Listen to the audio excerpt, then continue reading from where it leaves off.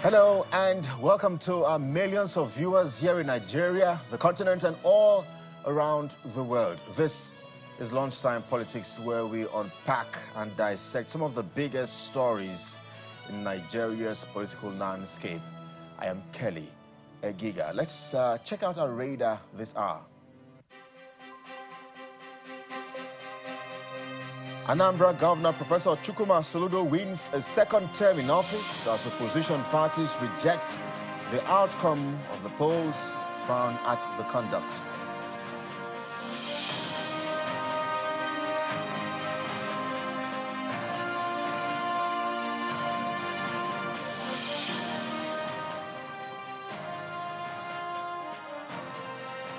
Well, many thanks indeed for joining us on the program, everyone.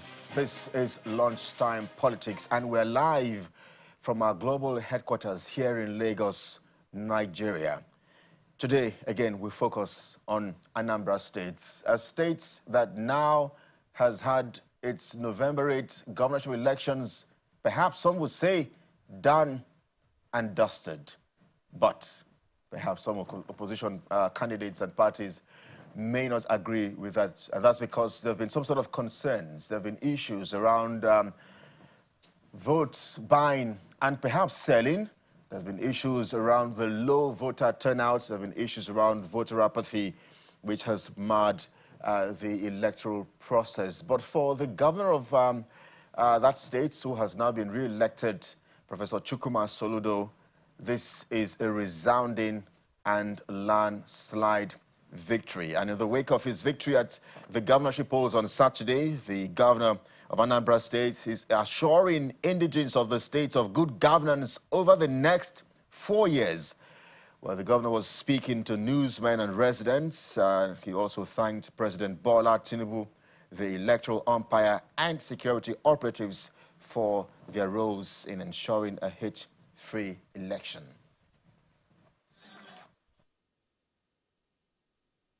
A sense of gratitude.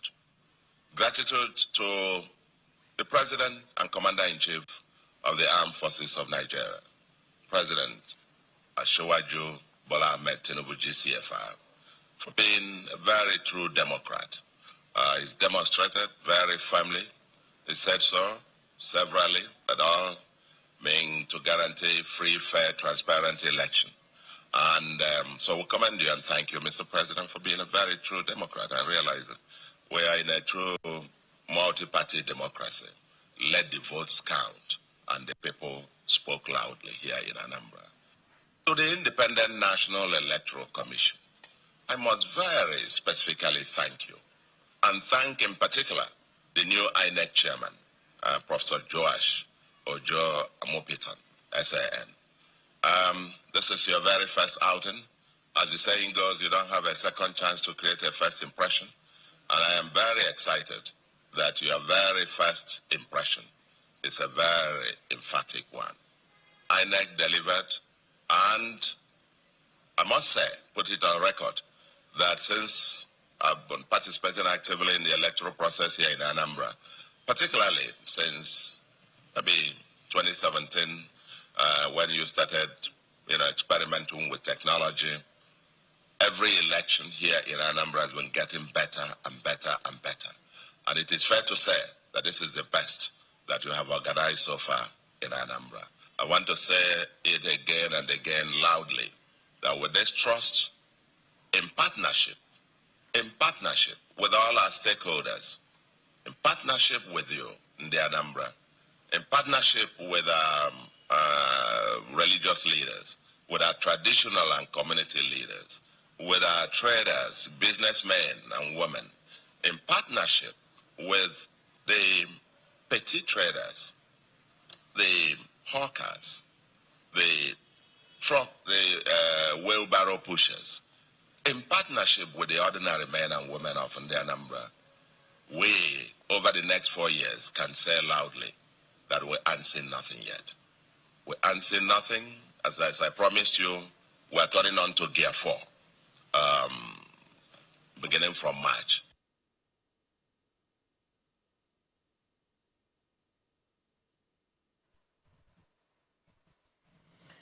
Well, let's bring in more reactions. This time, President Bola Tinubu, who has congratulated the Anambra State's governor, Professor Chukwuma Soludo, on his victory at the polls. The president describes his re-election as an affirmation of his visionary leadership. President Bola Tinubu, in a statement he personally signed, says Professor Soludo's overwhelming victory at the polls on Saturday has now made him the third governor in the state's political history to win a second term. According to the president, Professor Soludo's re-election is a testament to his visionary leadership and the significant progress Anambra State has made under his guidance.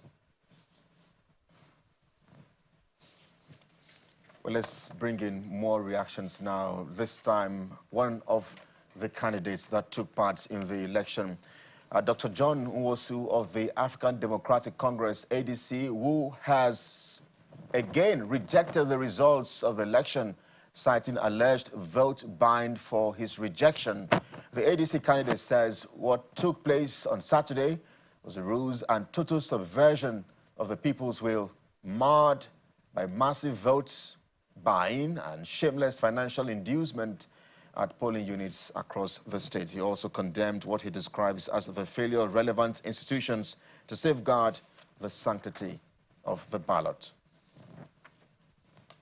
That does not reflect the true position of our people. Considering the level of poverty in Anambra State today, somebody who has not eaten in the last 1 month, seeing 20,000 naira, we jump at it. So I just want to use this opportunity, to call all the parties concerned to make sure that what has happened in Anambra State is stopped for the future of our democracy. Otherwise, we are joking. Because starting from day one, we saw the state intimidating the opposition by asking everybody to pay 50 million naira before you can advertise. Otherwise, you can't put up any billboard. There is ban on oppositions going into the market to campaign. It's only the incumbent governor that goes into the market, does anything. There were prevention of meetings of opposition.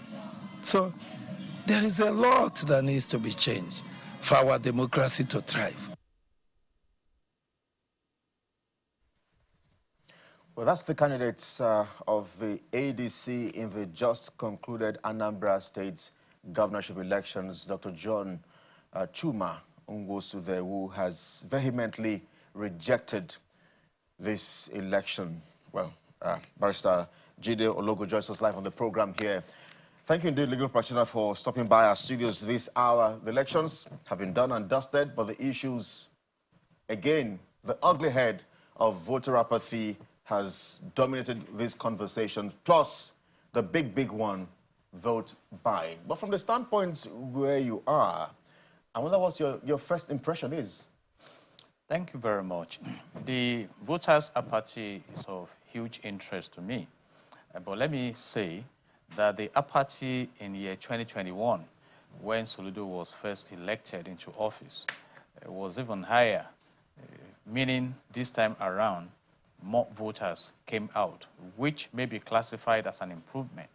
But globally speaking, it's a serious issue for us in the country. And we need to address why voters who have registered may no longer be interested in coming out to vote. And from some of the comments heard, some started complaining their votes no longer count in Nigeria. That sometimes, even before the elections, you are likely to have been able to predict who the winner will be.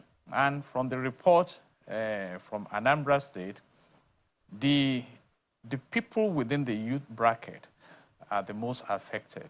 Quite a number of them were busy playing football while elections were going on.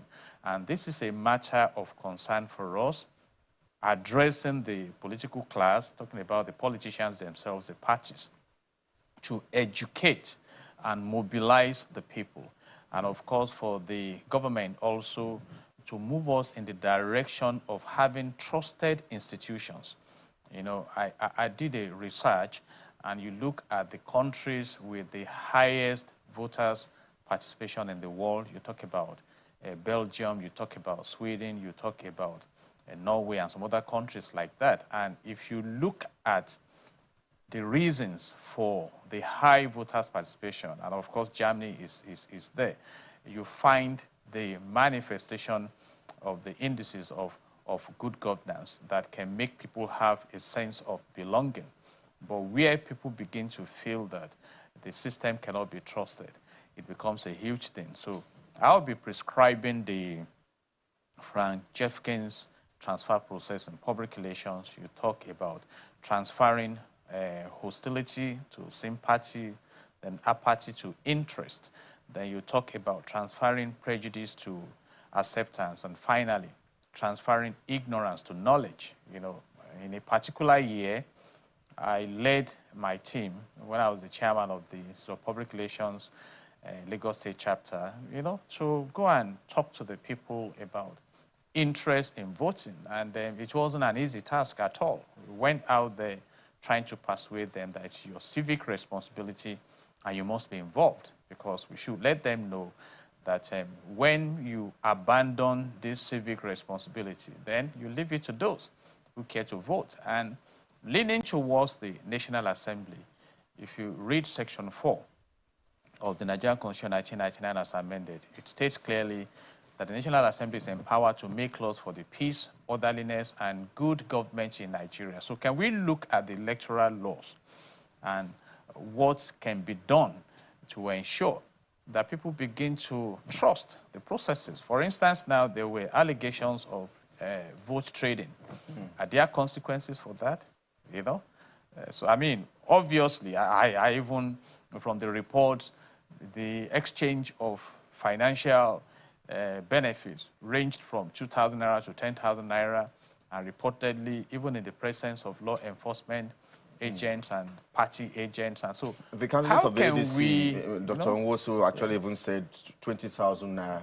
We spoke to him earlier on our breakfast show this morning, where he said there were people with notebooks, you know, to take your name down, and then you go vote and you come back. He also mentioned there were POS machines as well, and then there's even cash as well and transfer. So this has really become transactional. Our elections is being commercialized. So, I mean, and it should not be so. You know, one of the top communities in voters' participation is still Greece, where it all started. Democracy is the government of the people, by the people, and for the people. And some are in the school of thought that because some politicians have hijacked the concept of true democracy and imposed their own concept, that they have weaponized poverty. Because irrespective of how you try and engage some not to vote in line with their belly demand, but in line with national development and a secured future, they cannot just reason with you. For some, it's a season of celebration, a time for them to have a bite of the state or national cake. And whether that will deny them the benefits of good governance is irrelevant to them. And some politicians have perfected this by keeping funds towards elections to roll out. But you see, it's a general thing. That's why I mentioned the case of consequences. Yeah. We see these things, we report them, we move on. The last election, off-cycle election in Kano, for instance, there was somebody caught with 25 million naira towards vote trading. What has happened? And we have these electoral offenses flouted without the culprits. So I wonder if you think the security officials are complicit, because for these particular elections, we had about 45,000 police officials deployed. In all, we had about 60,000 security officials, from the police to the NSCDC to the military to the EFCC. We have them on camera moving around there. But only 3 arrests were made, Barrister Ologun. You see, I will position it in the global governance challenge we have in the country. This is an election that held within a volatile environment. Don't forget, the insecurity in the southeast is still there. In fact, in the course of the last election, I think a councillor or so was assassinated, you know. So when you have that, even the law enforcement agents will be careful to what extent they are involved, you know. I mean, I can speak as a chief superintendent of police that your life also is important. You see, so these are issues. So we need those at the helm of affairs, those who are custodians of the authority to lead the way. I have argued, if we have come to the point where a sitting federal minister is alleged to have forged documents to get into office and enjoy the privileges of office, and the worst he got was for him to resign and step aside and no prosecution. And it's not the first. We are not helping the system. Yes, Better Edu also, you know, was alleged to have mismanaged funds meant for intervention in the lives of the vulnerable. All she had was for her to be suspended and never to return to office. And that's what we are saying. Exactly. Yes. So you now compare that with a place like the United Kingdom, where our Honorable Senator Ekweremadu and the wife were apprehended for modern slavery. Though a sensational matter, but you saw how the UK handled that matter, that we are not focusing on the sensationalism. We are against modern slavery and organ harvesting. And you saw what happened: swift prosecution and eventually conviction. So we still have a long way to go in allowing the rule of law, which is a principal factor in the elements of good governance. So because it appears now that people are not concerned, they are not afraid of the so-called laws that we have. You know, I was shocked the day former Governor Darie, former Governor of Plateau State, that his conviction was confirmed by the Supreme Court. We also had a matter in the Supreme Court that day. We won to the glory of God. I was shocked when I moved out from the courtroom to the lobby of the Supreme Court that the party loyalists that came around were collecting money in the open space there. So, and I kept on asking myself, what is all this about? Yeah. Barrister Ologun, we'll come back to issues around the legalities and all of that. I'd like us to talk about the electoral umpire, INEC. 2.8 million Nigerians registered, 98.8% collected their PVCs, and then we see that INEC says the INEC's official results is that 21.35% eventually decided to take part in the process. Rejected ballots, 1.89%. But when you look at it holistically, the fact that if you look at the population of that state, unofficial figures should be somewhere around 8 to 10 million, if not more, because the state was around 5 or 6 million in 2016. So when you look at the fact that in the end, it looks like just about 1 million Nigerians took part in this process. Yes, we are saying, we know that, oh, it's better than what we saw 4 years ago in 2021, when we had just 10.1% of Nigerians in Anambra State participate in the process. But when you look at the fact that in the end, it's about just 1 million people who eventually took part in the process, and the governor is being elected having just 400,000 votes plus, and he's governor of a state. I wonder if you think that that's a reflection of the people of Anambra State. It's not a reflection of the people of Anambra State, except to the extent that they decided not to actively participate for some of the reasons I have rolled out earlier. And let me speak to INEC. INEC has done well this time around. It's an off-cycle election. And if you look at how the results were uploaded, above 90% to the IREV and other processes, and there was just about 5.4% in terms of delays in some polling units. You see, you will say INEC is coming up. But again, I roll it back to the lawmakers. What can we do to firm up some of the regulations we have to minimize the discretions that are available so that we can have a scale of accountability? It's a big question. It's not the core business of INEC to bring people out to vote, even though INEC has the education responsibility to educate the citizens. But I can let you know as a leadership coach that when you want to lead, you must show brilliant examples and motivation. So do we have the good governance in the country to motivate the people to come out, like I mentioned earlier, like they do in Germany and some other places? So, and the political parties also are expected to mobilize their followers. But what we have found now is that some parties just get involved for the sake of getting involved. I mean, about 16 political parties got involved in the case of Anambra State. Because some of them also feel we don't have the muscle. Because back to the campaign season for this election, there wasn't strong visibility.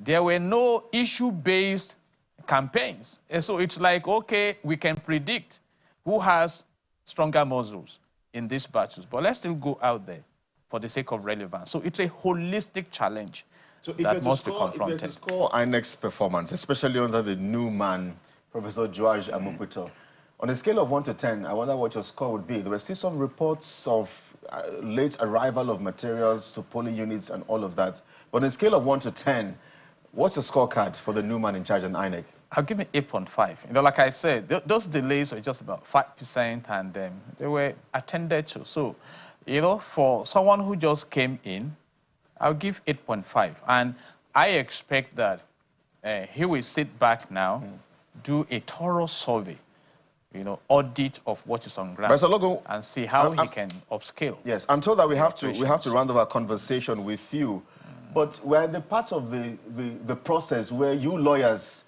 have always waits and just, the fact that you want the candidates who are not happy to go to court. So I'm sure this is your season. Lawyers never force candidates to come to court. But you always convince them, no matter how it looks like it's those not who want to be possible. convinced. I advise candidates the sit difference down. between Soludo and the next party, the APC, 400 plus, and then there's 99,000. But I'm sure the APC candidates will definitely get lawyers, your colleagues Let and me friends. say this. Yes, sir. Lawyers don't lose cases. Clients do. So if you insist that lawyers should go to court, lawyer will go to court.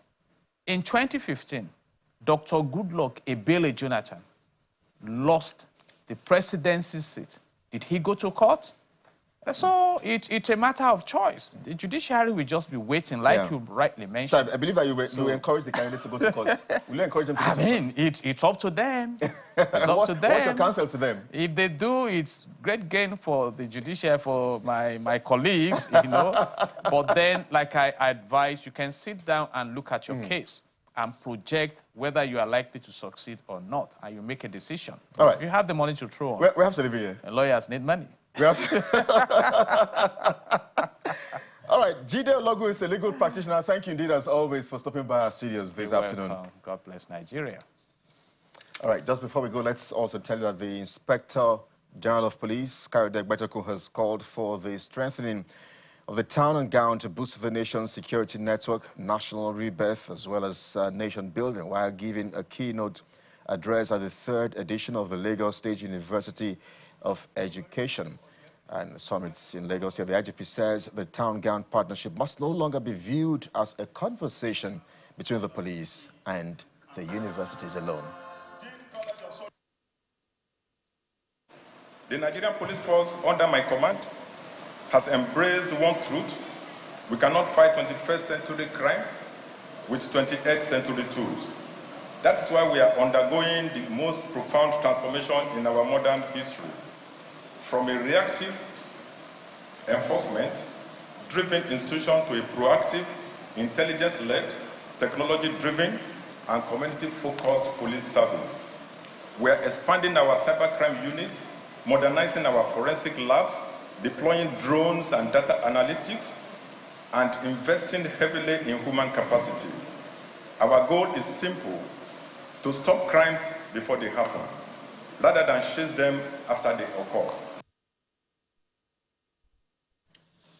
Kayode Egbetokun, Nigeria's Inspector General of Police. And that report does it for us here on this edition of Lunchtime Politics. Thanks indeed for watching. On behalf of the production team and everyone here, I am Kelly Egiga, and you have just been served on Lunchtime Politics. Bye now.